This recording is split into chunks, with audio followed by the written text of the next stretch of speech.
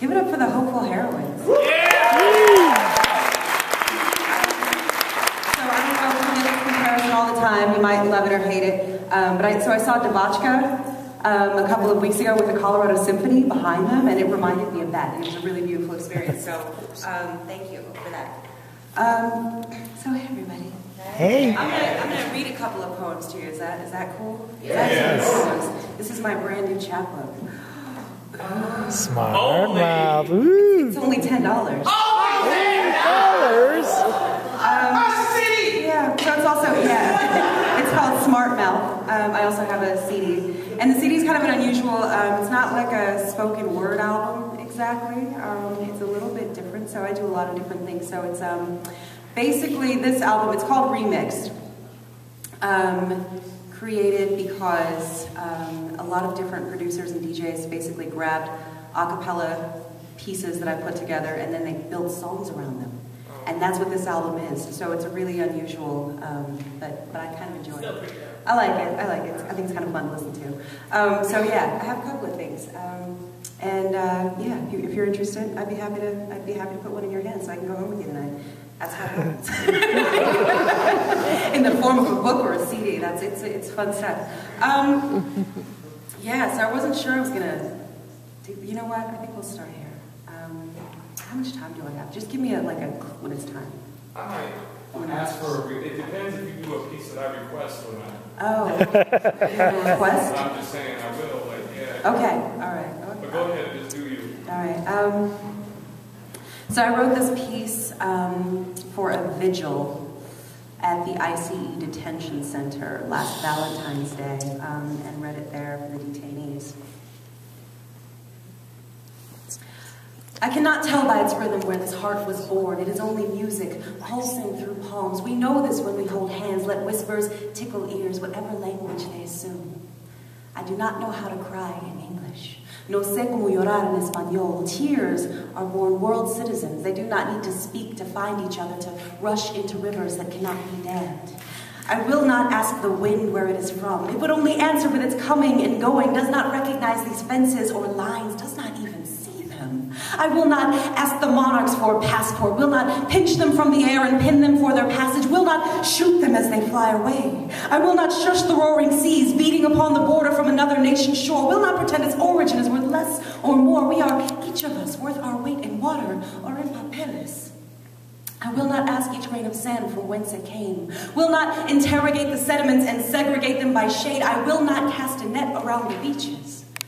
I do not know how to love you in English. No sé cómo te amo en español. Only know that all life begins with love that cannot be walled or conquered. I do not know where love is from. Only know that it resides in me, in the descansos dotting the desert. I do not know what language bullets speak. Have only ever heard them whisper past my head in words I do not wish to remember or repeat. Would rather press palm to palm and whisper poems. Give us your tired, your poor, your huddled masses yearning to breathe free. Would rather smile, warm as stew-filled belly and break bread. I will not ask the flames I cook with for identification when they burn more orange than red, white, or blue, as I do not know how to eat in English. No sé cómo comer en español. I do not know how to breathe in English. No sé cómo respirar en español. I do not know how to bleed in English. No sé cómo sangrar en español, but I think it is the same. Creo que es lo mismo con mis palabras y con mi lengua rota.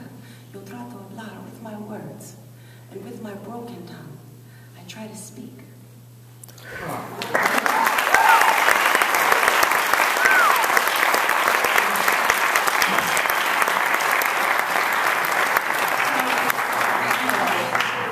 So I also do a little bit of teaching and come up with the callbacks for my classes. The most recent being words up. That's what my students shout at each other when they see each other in the hall. Words up! I like it. It's fun. But in one of the workshops I taught with adults recently, I thought that I was teaching, and then I realized I was learning. And so there was this piece that was sort of lurking, and so I wanted to point out, this is what happens when you date poets. I think it's already clear that you don't ever want to make it in the book. It's just what happens. Anytime I'm seeing someone new and he's like, you never write about me. It's because you're still in the game, sir. But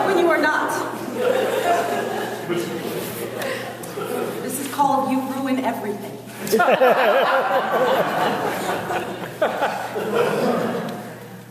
I love you. This is neither fair nor reasonable. I hope I hurt you. I hope I ruined your life. I hope you vowed to treat the next one better than you treated me. I hate how well you treat her. I still love you. It is a fierce injustice.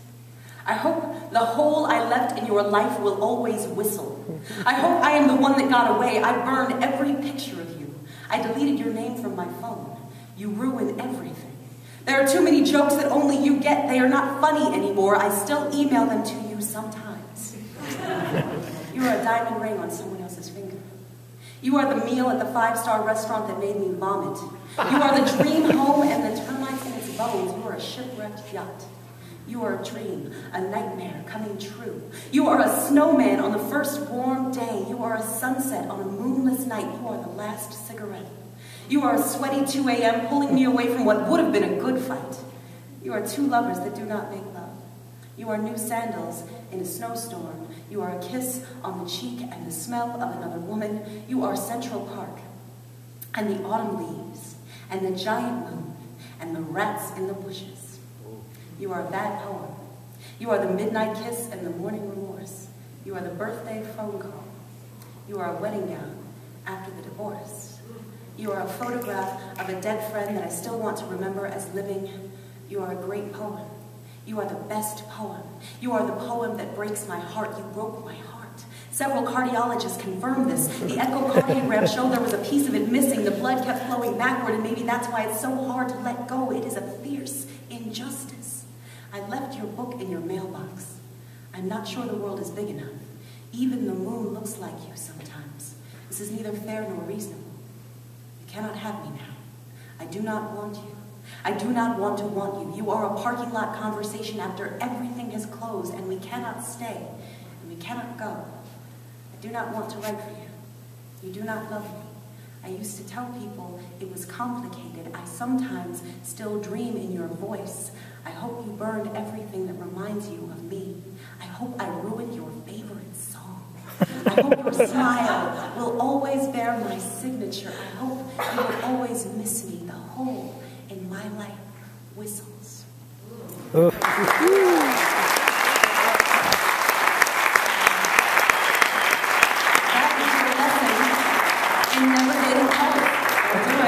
do it. That's how we memorialize you. It's not cool. It's not cool. So you had a request, Luke. You want that one? Okay. I was not sure if I was going to read that one tonight. Yeah, so this piece, so I was participating in this sort of in memoriam reading, and we wanted to say names in between the pieces of people that had passed on that were not often spoken about. So I decided, because I must be a sadist, to Google the first 100 civilians to die in Iraq. And when that list came up, I saw names of women and children, and a lot of them had the same last names, and a lot of them were entire families. And women and all of their children being casualties in the war. And sometimes when I feel powerless, you know, I write things with my claws out. And so this is what that poem is.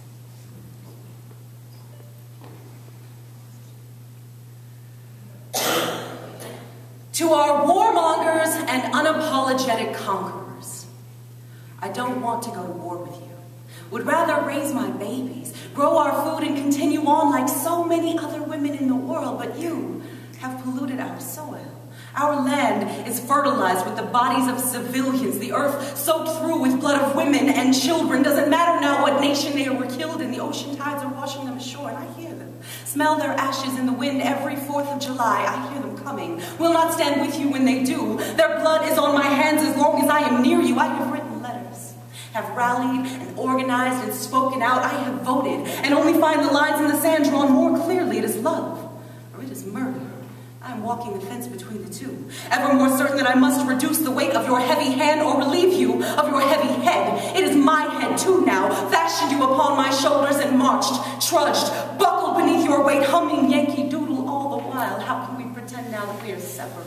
Suckling from the same marrow, you have given birth to me, nursed me with the same immunity for compassion. Perhaps your mother weaned you too soon.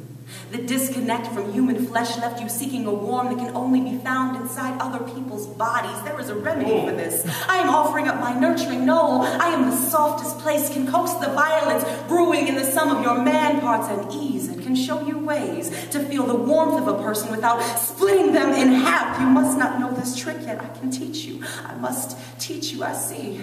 I'm becoming more like you each day. You should be proud and terrified. Lady Liberty and I have been talking lately, and I've been raising questions of responsibility and my own ability to kill, and I'm becoming less frightened of the answer. I tell her it is hard to believe in the power of words when you refuse to listen, so I am wrapping up my language in sticks and stones and launching. I tell her your brutality has made me both murderer and prostitute. You should not be shocked when there are only two things I can properly do. I am willing to get close enough to feel your breath, the weight of your hands. I'll keep your body as my talisman, your ears as souvenir. Whisper warning to them when other heads begin to grow back in their place. We women are not afraid of a little blood. We'll kill you close enough to touch you.